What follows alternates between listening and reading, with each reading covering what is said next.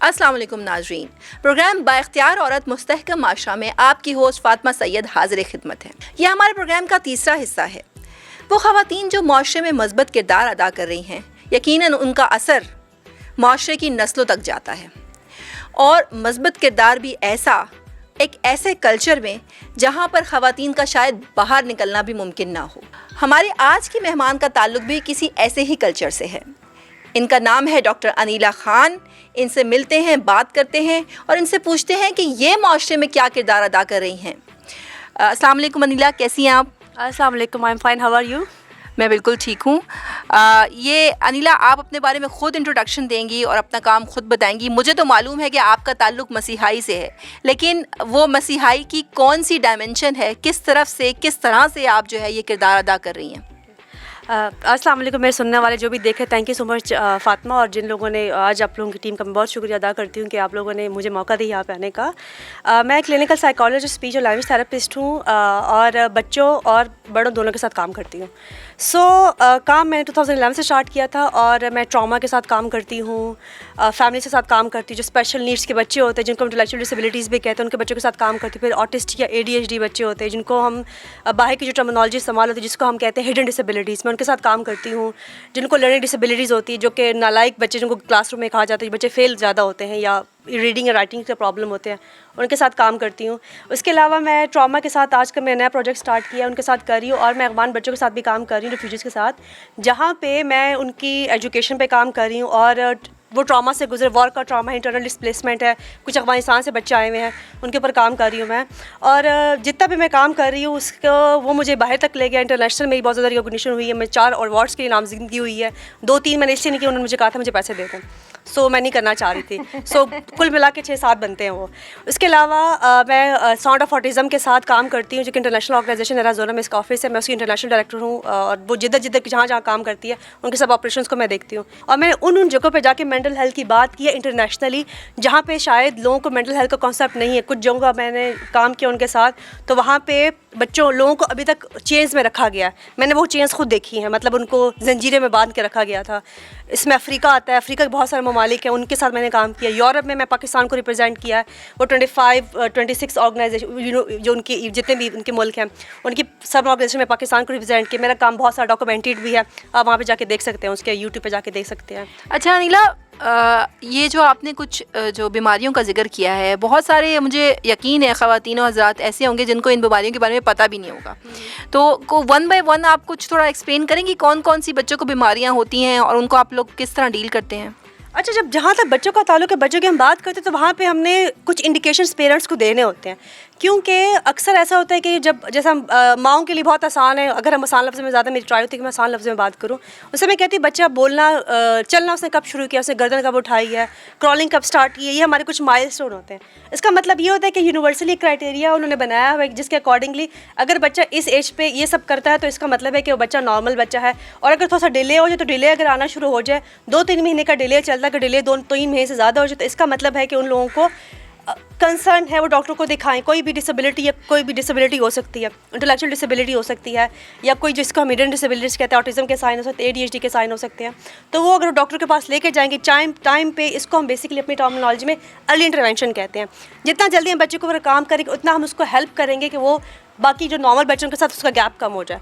तो हमारी कुछ होते हैं। फिर स्पीच के डिलेज़ के प्रॉब्लम होते हैं। स्पीच के डिले में मतलब ये है कि उनके बच्चा बोल नहीं पा रहा, टाइम पे नहीं बोल पा रहा, आवाज़ नहीं निकाल पाता, कुछ बच्चे बिल्कुल आवाज़ भी नहीं निकाल पाते।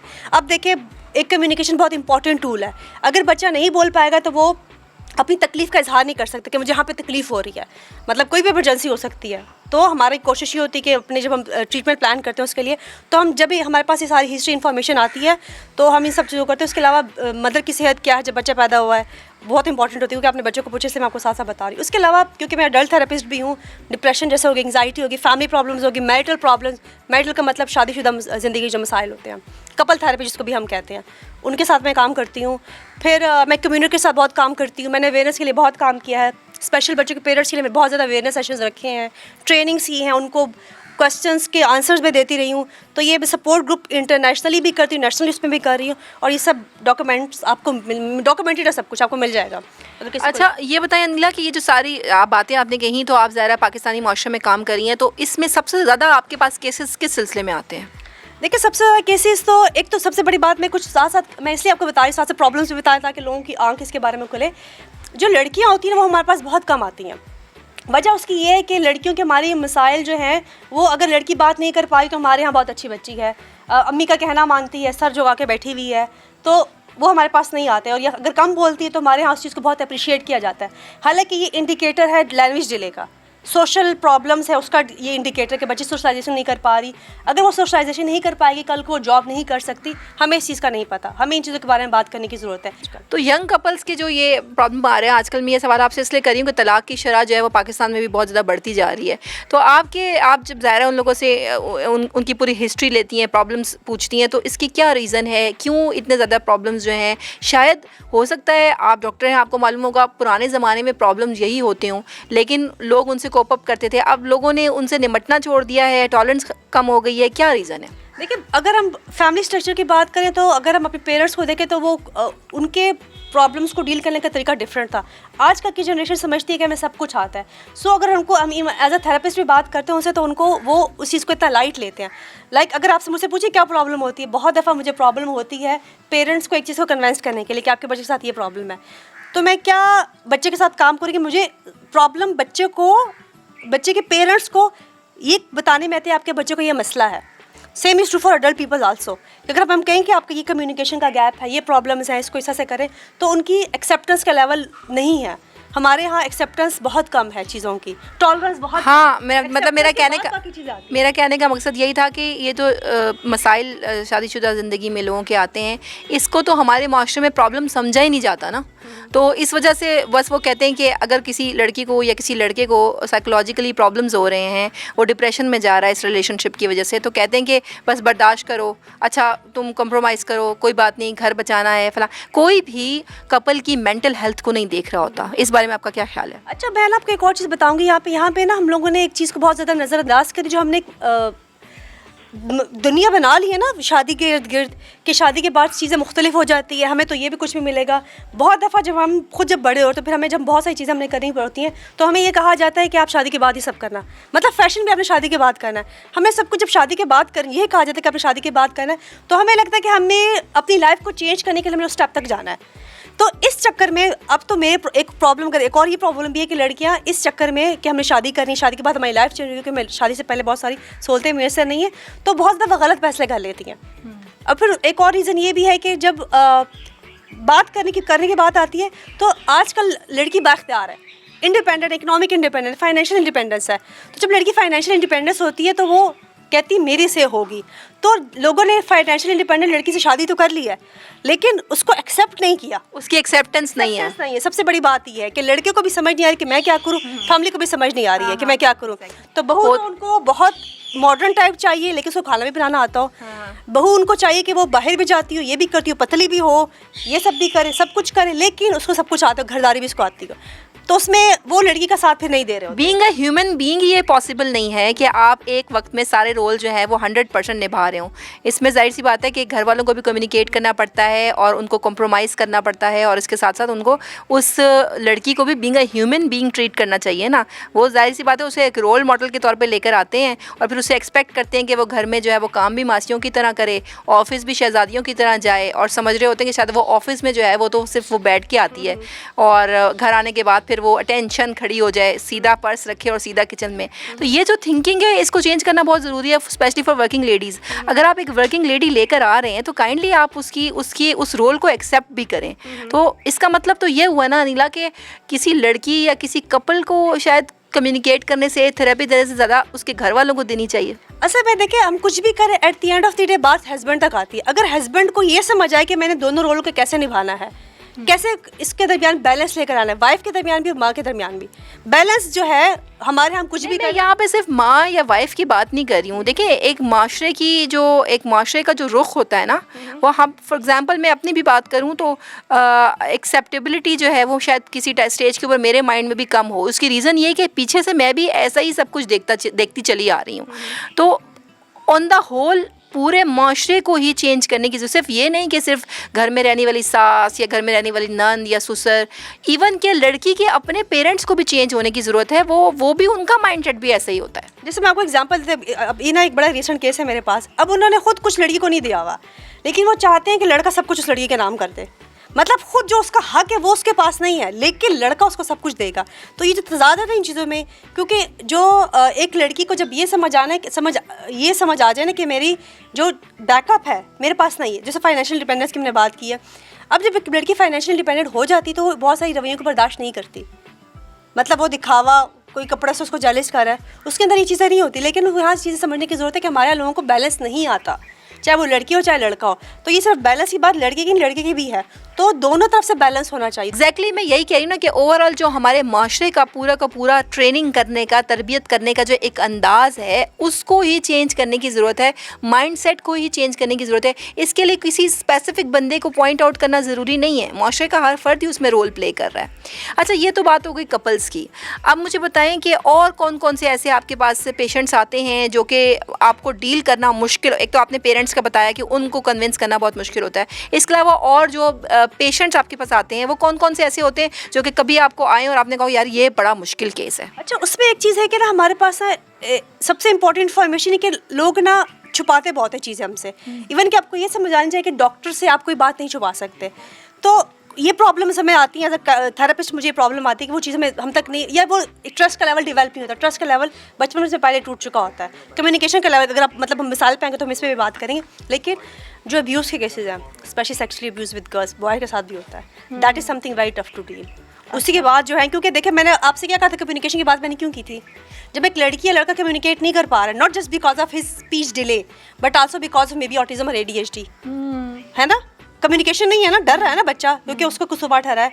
तो जब उनका अब्यूज़ होता है ना तो ये प्रॉब्लम्स बहुत होती हैं, बहुत ज़्यादा प्रॉब्लम्स की। तो फिर उन बच्चों को, ऐसे बच्चों को ट्रॉमा से निकालने के लिए आप क्या करते हैं?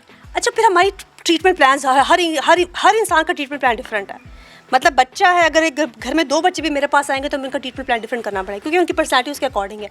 सेम इज़ ट्रू फॉर बहुत सारी चीज़ें। जैसे फॉर एग्जाम्पल हम उसकी बात करते हैं, बहुत दफ़ा अच्छा एक किसी इंटरनेशनल जगह पे थे, मैं इसी अब्यूज़ के बारे में बात करती थी, तो उन्होंने कहा कि आपके पास अथॉरिटी है कि आप उसको रिपोर्ट कर सकें। मैंने कहा मेरे पास तो कोई अथॉरिटी नहीं है।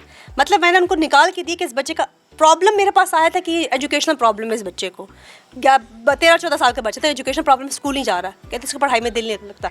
वो हमने असेसमेंट से निकल गया, हमारे पास अब्यूज़ आ गया। और अब्यूज़ की मैं बात इससे करूँ कि आजकल हमारे पास बहुत सारे ऐसे केसेस आ गए, तो मैंने इसको भी हाईलाइट, आजकल बहुत सारे केसेस बहुत ज़्यादा, तो मैंने हाईलाइट इसको इसीलिए किया है। लेकिन उसमें जब हमने पेरेंट्स से कम्युनिकेट किया, पहले तो नहीं हुआ, फिर उन्होंने कहा नहीं आपने किसी को बतानी। हमारे माशरे में थोड़े वो अलीट से थे और थोड़े से रिरोन लोग भी थे, तो बजाय ऐसे कि उस बच्चे के ऊपर काम करते बच्चे को ले गए। मतलब वो साइड पे उन्होंने इलाज ही नहीं करवाया। लड़की की बात है, इलाज भी नहीं करवाया, चले गए। ये बहुत बड़ा मसला है। पेरेंट्स को अवेयरनेस देना बहुत इसका मतलब ये है अनिला कि शायद बच्चों तक आने से पहले, बच्चों के ट्रीटमेंट से पहले शायद पेरेंट्स का ट्रीटमेंट ज़रूरी है। आप एक ऐसे कल्चर से बिलोंग करती हैं जहाँ पर ख़वातीन की तालीम जो है और इसके अलावा उनका बाहर निकलना किसी हद तक मायूब समझा जाता है और ख़वातीन की तालीम भी लिमिटेड है। तो ये सब जब आप एक स्टेज पे पहुँची हैं तो इस सब में अपने कल्चर के हवाले से आपको क्या हर्डल्स आई? अच्छा, सबसे पहले जो है ना, हम बाकी एक्सेप्टेंस की बात करते हैं या अवेयरनेस की बात करते हैं, सबसे ज़्यादा जो मुश्किल मुझे पेरेंट्स से परमिशन लेने में हुई थी। और मैंने जैसे ही अपनी ग्रेजुएशन ख़त्म की थी तो उसके बाद जो है ना मुझे काम की ऑफ़र हो गई थी स्पेशल बच्चों के साथ काम करने की। लेकिन मेरा अपना था कि नहीं, मैं तो अडल्ट थेरेपिस्ट बनूंगी और वो करूँगी। अब आपके तो अपनी कुछ और प्लानिंग्स होती हैं और लाइफ में कुछ और होता है, ये आपका रास्ता ऐसे ही बनते हैं। बिल्कुल ऐसे ही होता है। मुझसे किसी लोग पूछते हैं, मैं कहती हूँ नहीं, रास्ते मेरा ऐसे ही बना है कि मैंने ये चीज़ भी करी, मैंने वो चीज़ भी, क्योंकि मेरी अचीवमेंट्स माशाल्लाह बहुत ज़्यादा हैं। I am very high achiever मतलब अगर मैं अपनी बाकी फ्रेटर्निटी को देखूँ, बाकी अपने थेरेपिस्ट को देखूँ, माशाल्लाह। लेकिन उसमें मेहनत भी लगी, ऐसा नहीं कि मुझे कोई भी चीज़ हाथ में उसमें नहीं मिली, मुझे इसके लिए बहुत मेहनत करनी पड़ी है। सो मैंने किया, फिर ऐसे से बाकी चीज़ें स्लोली मेरा प्लान होता रहा। लेकिन जहाँ तक हर्डल्स की बात है, तो शुरू में अगर मैं कहूँ तो जैसे मैं तेज़ बोलती हूँ, वो बड़ा मेरे लिए हर्डल रहा है। लोगों ने कहा कि आप बहुत तेज़ बोलती हैं, आप थेरेपिस्ट कैसे बनेंगी? स्पीच थेरेपिस्ट भी मैं हूँ, तो स्पीच के लिए हमें थोड़ा वॉल्यूम ऊंचा करना पड़ता है, ऊंचा बोलना पड़ता है। जैसे अगर आप इवन माइक ना भी हो तो माइक के बगैर बड़ा ऊंचा बोल लूँगी। तो वो ये फिर अगेन हर्डल थी कि आप बड़ा ये करते, आपकी पिच ही है, इस तरह से करो, उसको उस तरह से करें। लेकिन स्लोली एंड ग्रेजुअली मुझे अभी रिसेंटली किसी ने बताया, जब आप थेरेपी करती तो आप चेंज हो जाती हैं, आपकी टोन चेंज हो जाती है। जब हम बच्चे के साथ करते तो हमें बच्चे के साथ बच्चा बनना पड़ता है। So it is something like that कि आपको बच्चे के साथ बच्चा बनना है। लेकिन जहाँ तक अडल्ट की बात है, उसके साथ पैटर्न डिफरेंट होता है आपका, तो उसमें आपको बिल्कुल भी कोई इमोशन शो नहीं करने पड़ते। सो स्लोली एंड ग्रेजुअली हम सीखते हैं। लेकिन मैं जिस जगह में मैं सीखती थी वहाँ पे ना मुझे प्रॉब्लम इसलिए कि वो थोड़ा अब्यूसिव से था, इन्वायरमेंट था कि मुझे थोड़ा फ़ोन पे बात करते मसला होता था। तो मुझे ज़बरदस्ती था कि मैंने सबकी कॉल्स अटेंड करनी ही करनी है, उनको जवाब देना ही देना है। फिर मसला ये था कि मुझे थेरेपी आती थी, और थेरेपी मैं जॉब के लिए कहते, जॉब मैं इसलिए कर रही थी कि मुझे अपनी फ़ीस पे करनी थी अपनी स्पेशलाइजेशन की, तो मैं जॉब इसलिए कर रही थी। लेकिन उनको था कि नहीं, ये तो जॉब कर रही है, जो साथ में ये लड़कियाँ होती, जो मेरा पूरा बैच था, उनको ये मसले थे कि ये तो जॉब कर, इसके पास तो ये है, इसके पास तो वो, इसको तो इतने पैसे मिलते हैं। हालांकि मुझे कुछ भी नहीं मिल रहा था उसमें, लेकिन वो सब मेरे खिलाफ बड़ी प्लानिंग करती थी। मुझे अच्छी तरह याद हो, मेरी तक चलने की मेरी नकल करी होती थी, मुझे अभी भी वो स्टाइल याद है अभी। लेकिन मैं आपसे ये पूछूं कि आपको अपने कल्चर के हिसाब से क्या हर्डल्स आए? हिसाब से मैं कहूँ, जैसे शुरू में मुझे उनको ये कन्विंस करने में कि मुझे काम करना है, मुझे थोड़ा याद, मुझे अभी भी याद है, मैं अपने फादर से कहा कि मुझे काम करना है। वो कम से कम 1-2 घंटे खिड़की के पास खड़े रहे, वो मुझे आज भी याद है, और सोचते रहे कि मेरी बेटी कैसे काम करेगी। लेकिन अगर मैं अपने फैमिली की साइड, फादर की साइड पे देखूँ, तो मेरी अपनी पप्पो जो है, जिस इलाके से मैं बिलोंग करती हूँ, वहाँ पे वो जिम्मेदार थी। वो like she was a farmer. तो उन्होंने अब वो बुरका पहन के वो जाती रही हैं, बहुत छोटी एज से वो काम करती। अच्छा, वेरी स्ट्रेंज। वो माशाल्लाह बहुत इंडिपेंडेंट वुमेन थी वो, और जितना उनके पास, जितनी उन्होंने प्रॉपर्टी अपने लिए खुद बनाई थी ना, वो किसी के पास नहीं थी, और उनकी पूरा इलाका बहुत इज्जत भी करता था। तो वो चीज़ वहाँ से चली जा रही है। तो मतलब इट्स नॉट समथिंग कि मेरे उसमें है, बट इट्स ऑल सपोर्ट के बारे आप कुछ भी नहीं कर सकते। मतलब एक्सटर्नल इन्वायरमेंट चाहे जितना भी फेवरेबल हो जाए ना, जब तक आपके घर पे सपोर्ट है ना, अगर आपने कोई काम करना है, पहले प्लीज़ अपने घर वालों को राज़ी करें। अच्छा अनिला, ये बताएं, कोई एक ऐसा आपकी ज़िंदगी में बहुत कोई स्ट्रेंज केस आया हो जिसको आपने कहा हो यार ये केस बाकी सारे केसेस से बहुत डिफरेंट है, मेरी ज़िंदगी का केस? कोई ऐसा केस है? बेशक नाम ना ले, लेकिन कोई है आपके जहन में जो बहुत पुराना हो या नया हो, रिसेंट हो, और आपको यार ये डिफरेंट केस है? अच्छा, केस मेरे लिए उस वक्त मुश्किल होता है, पेरेंट्स साथ नहीं देते। हाँ, लेकिन मैं एक स्ट्रेंज केस के बारे में पूछ रही हूँ। समटाइम्स होता है ना, मैंने सुना था एक बच्चा था, मतलब मैं यूनिवर्सिटी में एक दफ़ा गई तो उन्होंने मुझे बताया कि वो बच्चा ऑटिस्टिक है, और वो बेचारा बच्चा, उसको क्या बीमारी है, वो कागज़ खाता है। तो ऑटिज़म में इस तरह के कोई स्ट्रेंज केसेस आए आपके पास? कहते हैं, देखिए हमारे पास हर केस डिफरेंट आता है, तो मेरे लिए आपको ये बताना कि strange, every case is different for me. वो होते भी डिफरेंट, वो डिफरेंट बैकग्राउंड से आ रहे हैं ना। सो किसी को नेम करना हाँ चैलेंजिंग, हर केस शुरू में होता है चैलेंजिंग। लोग कहते हैं 1-2 नहीं, मुझे 1 महीना चाहिए बच्चे को समझने के लिए, अडल्ट को समझने के लिए, तो उसके लिए टाइम रिक्वायर्ड होता है। लेकिन with passage of time, with support of that person also, वो हमने मिलकर काम करना होता है, और फैमिली की सपोर्ट भी हमें चाहिए होती है। फैमिली सपोर्ट नहीं करते हम कुछ नहीं कर सकते। अच्छा, कोऑपरेट नहीं करता, ये बंदा कोऑपरेट नहीं करता, हम कुछ नहीं कर सकते। अच्छा अनिला, ये बताएं कि हमारे माशरे को आप एक बहुत पॉजिटिव कैरेक्टर प्ले कर रही हैं माशरे में, और डेफिनेटली ये मसीहाई की वो हद है कि जहाँ पर हर बंदा आपका शुक्रगुजार होगा। केसेस आपके पास ऐसे आते हैं, और जब वो तंदुरुस्त होकर जाते होंगे तो यकीनन आपको दुआएं देते होंगे। तो आप ये बताइए कि आप ऑन द होल पूरी सोसाइटी को, जो साइकोलॉजिकल प्रॉब्लम्स आजकल बच्चे जो है वो फेस करें, बड़े फेस करें, और जिस तरह की डिप्रेशन और एनजाइटी हमारे माशरे में फैली भी है, आप सोसाइटी को क्या पैगाम देना चाहेंगी बीइंग अ डॉक्टर? अच्छा, मैं सबसे पहले तो पेरेंट्स को ये कहूँगी, प्लीज़ अपने बच्चों से कम्युनिकेट करें। हस्बैंड से बोलूँगी अपने वाइफ से कम्युनिकेट, वाइफ से बोलूँगी अपने हस्बैंड से कम्युनिकेट करें। तो जो कम्युनिकेशन गैप हमारा ख़त्म हो चुका है ना, प्लीज़ उसको जारी रखें। मतलब आप लोगों ने एक दूसरे से बातचीत करें, बातचीत से बहुत सारे मसाइल हल हो सकते हैं। जैसे अभी हमने पहले अब्यूज़ की बात भी की है, जब बच्चा कम्युनिकेट करेगा तो उसकी बात सुनी जाएगी। ठीक है, so it is very important for us to communicate with our children, with our parents, with each other. और जहाँ तक मेंटल हेल्थ की बात है, मेंटल हेल्थ इतनी इंपॉर्टेंट है कि अगर हम फिजिकल हेल्थ की बात करें, आपको दवाई मिल जाएगी, मेंटल हेल्थ की लोग उसके बारे में बात नहीं करते। लोगों को स्टिग्मा इतना एसोसिएट हो चुका है, लोग इतने गिल्ट में लाइफ गुजारे, लोग इतनी नेगेटिविटी में लाइफ गुजारे कि आजकल लगता है कि जैसे उनको लगता है, और एक हद आती कि वो इस चीज़ में मजबूर होते हैं कि अपनी लाइफ को ख़त्म कर लें।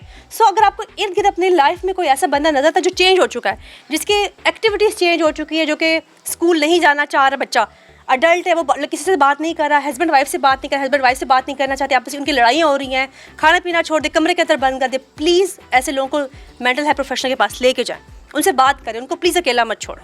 अनिला, बहुत बहुत शुक्रिया आपके वक्त का। मैं ये समझती हूँ कि आज का जो ये इंटरव्यू है प्रोग्राम बाइख्तियार औरत मुस्तहकम माशरा में, इस इंटरव्यू से बहुत सारे लोगों को बहुत सारी इन्फॉर्मेशन मिली होगी। आपने स्पेशली पेरेंट्स के हवाले से जो इन्फॉर्मेशन आपने इम्पार्ट की, उसमें बहुत सारे पेरेंट्स जो हैं उनको रोशनी मिली होगी कि हम अपने बच्चों को किस तरह से डील करें। Thank you very much. इंशाल्लाह फिर किसी प्रोग्राम में, किसी प्लेटफॉर्म पे हम आपसे ज़रूर मिलेंगे। और लोगों से भी मैं यही कहूँगी नाज़रीन कि अगर आपको कोई मेंटल हेल्थ प्रॉब्लम है या आस-पास आपके कोई ऐसा फ़र्द नज़र आ रहा है जिसको मेंटल हेल्थ प्रॉब्लम नज़र आ रही हैं, तो प्लीज़ उसको ऐसे मत छोड़ें।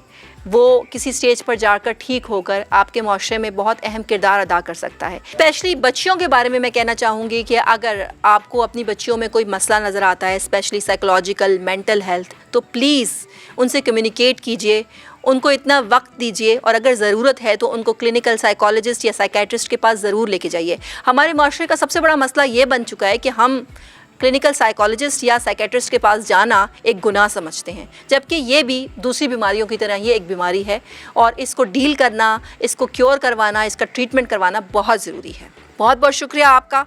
अगले प्रोग्राम में फिर मुलाकात होगी। फ़ी अमान अल्लाह।